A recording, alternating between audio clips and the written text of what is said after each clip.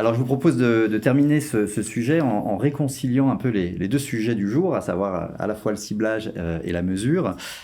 Et donc, je me tourne vers toi, Virginie. Tu as un cas, notamment qui va nous rafraîchir, je crois, un petit peu, de cas de campagne, où à la fois tu vas nous expliquer comment s'est fait le ciblage et comment s'est enclenchée la mesure par la suite. Oui, absolument. Donc, c'est une très belle marque qui s'appelle Vals, qui est une Issue du cœur de l'Ardèche. minérale en fait pétillante et qui est une marque historique locale puisque c'est une marque qui vient d'Ardèche.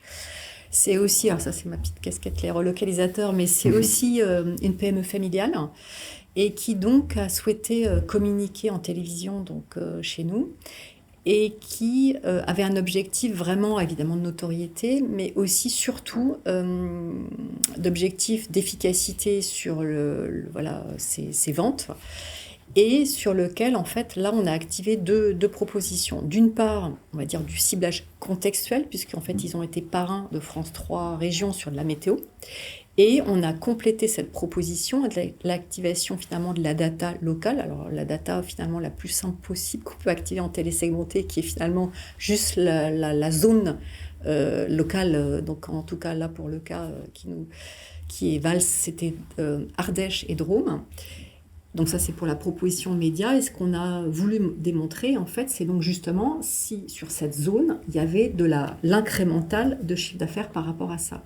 Donc en termes de méthodo, on a utilisé donc la solution de marketing scan qui s'appelle Ad for Sales, qui permet de combiner en fait d'une part les expositions télé, puisque ça a été rendu possible grâce finalement à la data des box, et puis aussi par la data magasin, puisqu'en fait marketing scan travaille avec Système U qui ont une base de 7,5 millions, et donc on va pouvoir travailler ça et regarder l'uplift. Donc le résultat il est hyper intéressant puisque d'une part ils ont augmenté sur leur zone, vraiment là c'était leur zone on va dire corps historique de concurrence de vente, donc un uplift de 10%.